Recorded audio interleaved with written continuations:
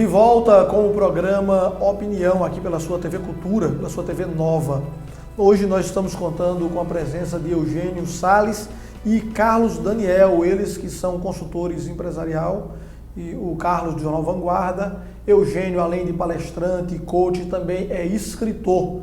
Meu colega escritor e meus colegas administradores. Pois é. Né? Eu também sou administrador. Hoje é o nosso dia, né? Pois é. Dia 9. Então, parabéns para nós mesmos. E para todos que fazem esse país, né, render, faturar e gerar tantos empregos num momento difícil. Mas é o administrador que faz a diferença. Né? Então, parabéns aí para o administrador. Seria bom que os governantes das cidades pudessem ser mais administradores. Então, vamos procurar pensar em colocar administradores e não apenas políticos no poder.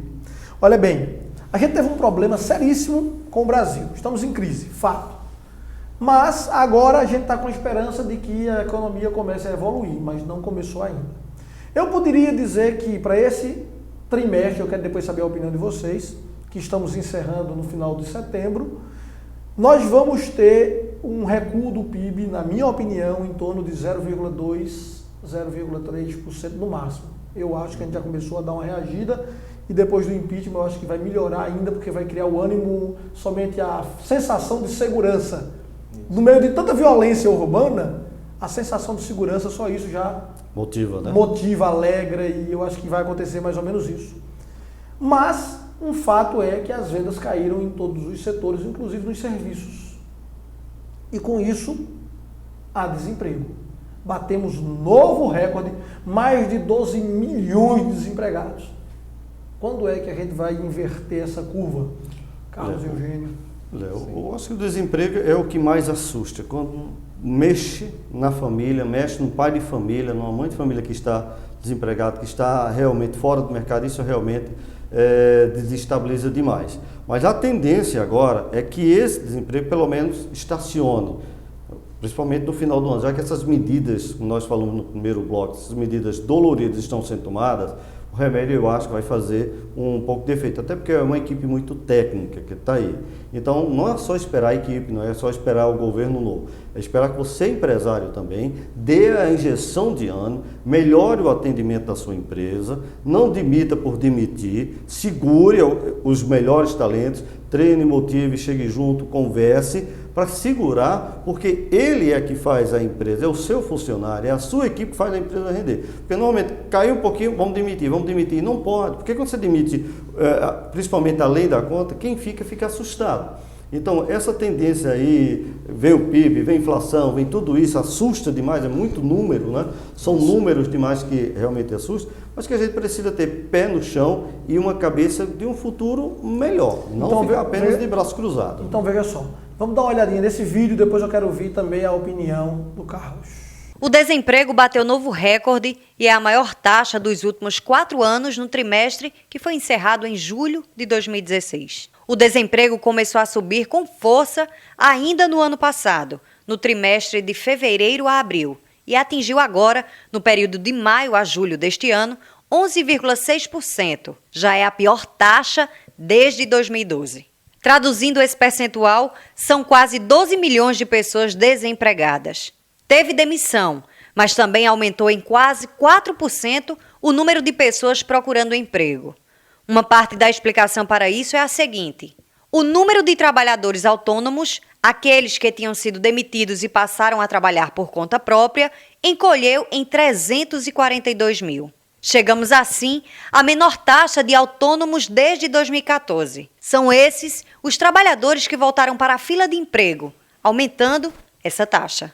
Então a gente vê aí a roda que começa a girar. Isso mesmo. E a internet não perdoa, né? Essa semana passada, quando aconteceu o impeachment, a gente viu logo Dilma na fila do seguro-desemprego. Então, está provando do próprio veneno. Pois é. É por aí. Mas essa questão tanto do desemprego que está acontecendo, a gente vai começar a ter uma melhora agora no segundo semestre, né? A gente está iniciando o 4º trimestre.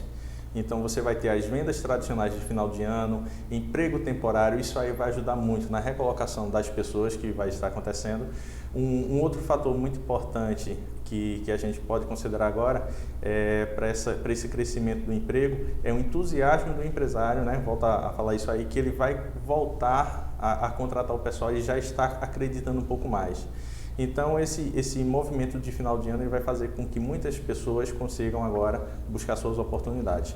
Um ponto que é fundamental nessa questão do desemprego atual é muito a questão de sair cortando as pessoas, até mesmo como o Eugênio Salles falou agora há pouco, cortando as pessoas por cortar. A gente precisa trabalhar muito, não só cortar as pessoas, mas em alguns momentos realmente ter que reter aquele talento. É um pouco de sacrifício para a empresa, sim, mas a gente precisa reter aquele talento para que ele possa, inclusive, desenvolver aquele talento para que ele possa dar um retorno melhor agora.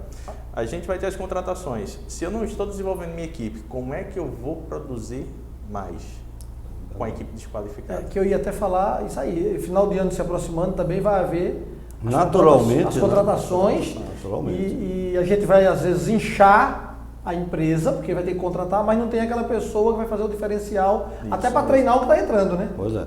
Inclusive, algumas empresas, até clientes nossos, no ano passado, mês de dezembro, no lugar de contratar, estavam demitindo. Então, com medo do que vinha pela frente. E o medo, né, inflação significa muito isso, é muito na especulação, por isso que dólar desce, a bolsa vai, aquela história toda, é um sobe e desce. O medo, ele paralisa a cabeça do empresário. E se ele não está conseguindo pensar, ele vai fazer besteira. O que é que ele vai fazer? Ele corta todo tipo de investimento. E é justamente entre outros fazem a diferença. Que é justamente... Eles fazem a diferença no momento que ele toma a iniciativa que o colega não tomou, que o concorrente não tomou. Então, cortam muitas vezes, você até citou isso no outro bloco, a mídia.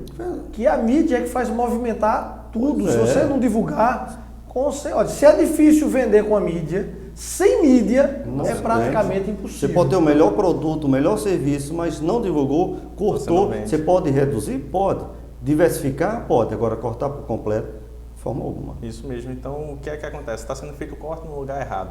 Eu não posso cortar simplesmente mídia. Não tem mais como manter o mesmo recurso, então vou ter que fazer uma redução de 30%, 40%. Mas onde é que eu vou realocar esse recurso que eu tenho? Então, fazer essa realocação dos recursos. Hoje, o principal ponto, até dos profissionais de RH e do próprio empresário em si, quando a empresa não tem o RH, é estar motivando a equipe, porque a equipe em si, ela está preocupada. Será que amanhã eu vou ter emprego? Então, o empresário ele realmente tem que absorver colocar esse chapéu de motivador e a gente vai conseguir passar esse período. A principal dificuldade do RH hoje é estar motivando a equipe e minimizando essa situação, esse medo de, na segunda-feira, chegar na empresa e estar a sua carta de demissão. Uma frase aí de cada um, voltada para isso que a gente está falando. Seria a expectativa de esperança? Mas eu acho que o primeiro passo, esperança seguiria o segundo. O primeiro é parar de fazer terrorismo dentro da empresa. Para de terrorismo. É aí que vem a esperança. Então, parar de fazer terrorismo para se ter esperança. E nesse momento é ter o otimismo, porque a economia em si ela está mostrando claramente que a gente vai ter crescimento. Tá bom, então muito obrigado Eugênio Salles, obrigado Carlos Daniel, porque agora a gente vai sentar aqui com Ayrton Souza, porque hoje é sexta-feira, dia de falar de futebol, de esportes, é a pauta do jogo.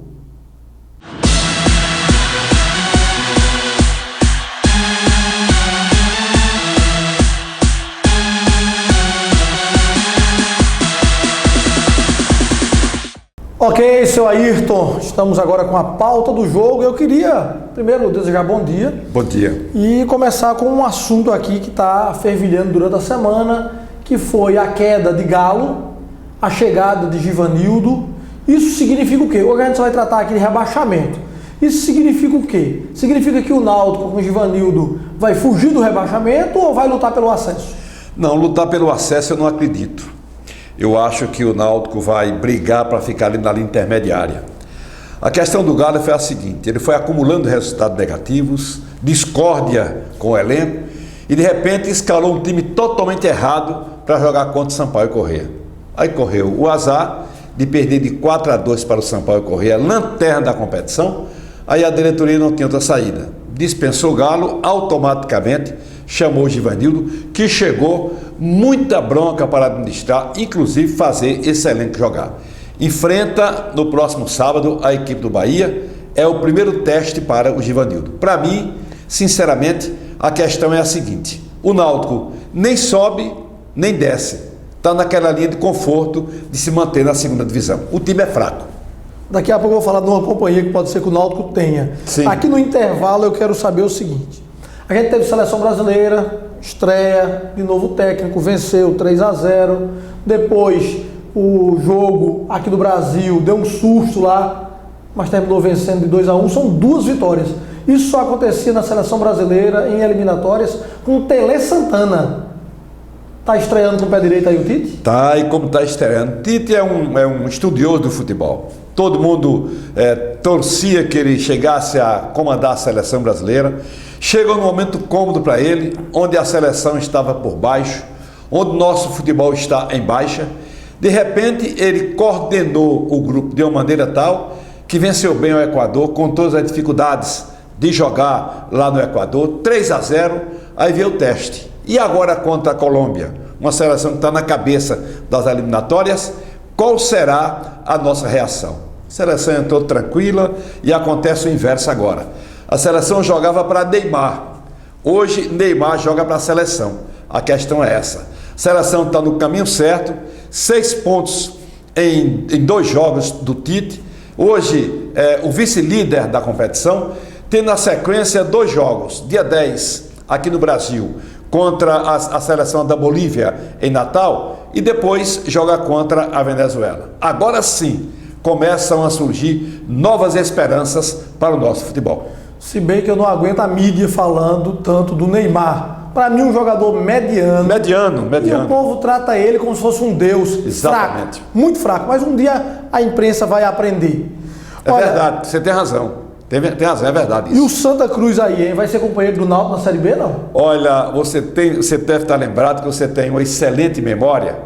Faltavam 4 rodadas para terminar o primeiro turno, e eu disse aqui nesse programa, Santa Cruz está rebaixado. Reclamaram que eu me precipitei, não sei o quê. Eu estava em cima dos resultados. Naquele instante, o Santa tinha 17 pontos. De lá para cá, terminou o turno, começou o segundo turno e o Santa só me somou 3 pontos. 20 pontos para chegar a 47, não chega nunca. O Santa Cruz, anotem aí e me cobrem depois. O Santa Cruz está rebaixado e não tem milagre que faça o time tricolor não descer para a segunda divisão. Eu fui um daqueles que discordei, mas agora... você discordou? Mas agora eu concordo. Desculpa, acabou o programa, pessoal. A gente volta. Tchau. Próxima segunda-feira, um abraço. Bom final de semana para você.